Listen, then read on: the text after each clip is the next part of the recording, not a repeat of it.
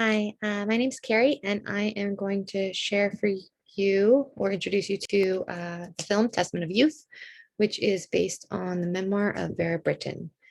Um, so the film is sort of a dramatization or a really sort of cohesive narrative of four of the 25 years that Brittain writes about in her memoir. So she calls this an autobiographical study of the years 1900 to 1925 in the excerpts that we got.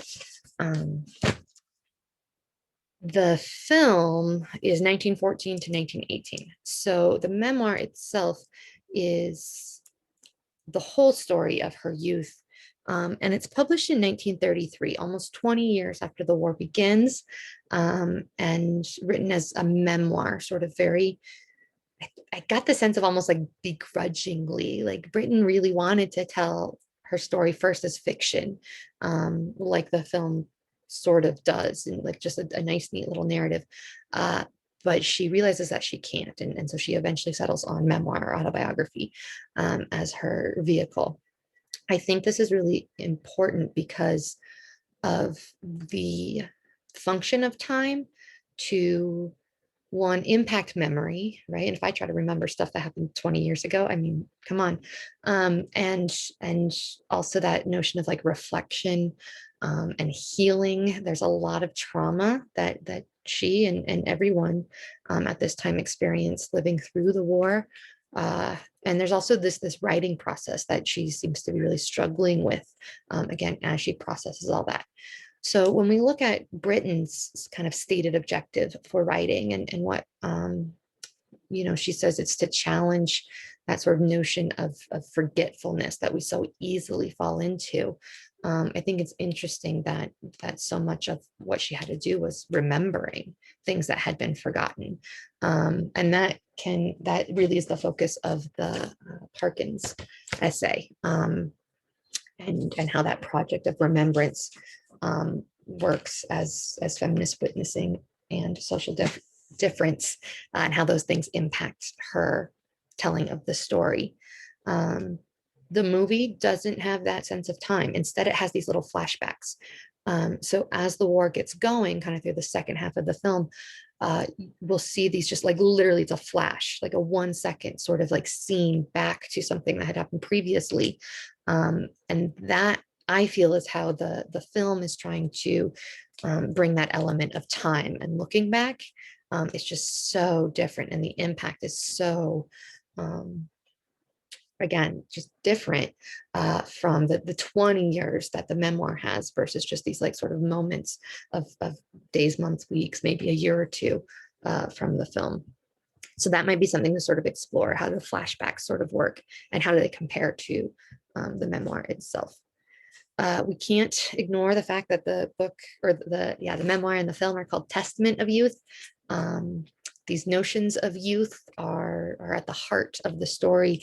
And what Brittain was really sort of consumed with in some different ways was how the people who were youngest, sort of the 18 to 20 whatever year olds, missed out on the most, and the most was taken from them because their parents and middle-aged people and older people, they got their 20s, they got to kind of have that joy and enthusiasm that comes with being young and dumb and in love and all these things.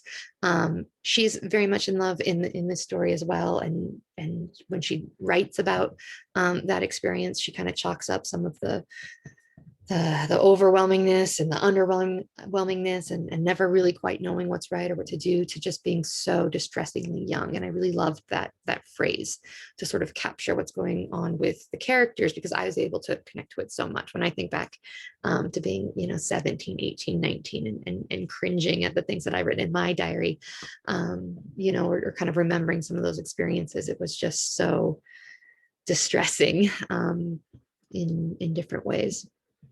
So here she is. She's born in 1893. she is very adamant, and we see this a lot in chapter 1 of the memoir, that she doesn't want to just be a typical girl from this time and place and get married and have her house and go to tea or whatever it is, that ladies sort of do in this middle class society. She wants to go to Oxford. She wants to be a writer. And that's really the Vera that we get to meet when this story starts in the film. But once she gets there, the war starts. So now there's this conflict of kind of following this path of what she had expected for herself versus this sort of duty to serve, which she follows and becomes a nurse. She serves at hospitals in London, on the front in France. We see those in the film, and she also serves in Malta. After the war, she becomes a writer and a feminist, and a pacifist. Virginia Woolf mentions in the introduction how the memoir helped her see the intersection of those two things. And that sort of opened my eyes a little bit to the power of the story, in some new ways. So these are the boys. We saw Edward and Roland and Victor in that early scene. Edward is her brother. He's 2 years younger. Roland is like, and Victor are his friends from school. Roland becomes Vera's fiance. Jeffrey appears a little later in the film. He is Edward's friend from the military service. So after Edward enlists, Jeffrey becomes kind of a part of the story. Some other characters, though, that I think are really significant, who bring really important sort of perspective that could be explored, are Vera's father, Miss Lorimer at Oxford, George Catlin, who is an officer, and Winifred Holtby, who is another student. I wanted to very quickly talk about the beginning of the film. The film starts on Armistice Day, the end of the war in 1918. Everybody's celebrating, like, except for Vera, and she just is like so overwhelmed, and she looks scared and confused and in a daze almost. She seeks refuge in a church that's very quiet and dark, and she sees this really interesting painting, and there's an image of then I don't, it's not real, it's like an imagination sort of thing of her sort of drowning almost underwater, and then she pops up in real time, 4 years earlier, to a memory essentially, or the beginning of the story, at this really beautiful lake in the woods near her home with her brother Edward here and Victor. So I think there's some really interesting connections there with how the story starts and how it kind of goes in a circle from end to beginning with this image of Vera underwater sort of in between. I'll let George talk here, to introduce this topic. It was a scene of devastation. And yet, as I looked at it, a strange feeling came over me. The setting sun had lit up the water in the shell holes, so they looked like pools of gold. And I felt a presence there, greater than all this.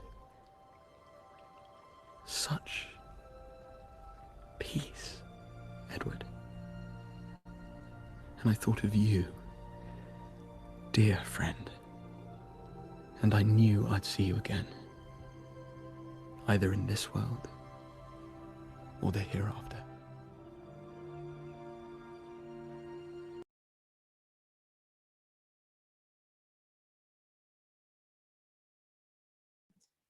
So he's talking about the golden pools and the beauty, that gives him such a strange feeling, and I can imagine how strange it would be to recognize this sort of moment, and it just seems so connected to a lot of the other images that we've seen, in like 1917 and the other poems.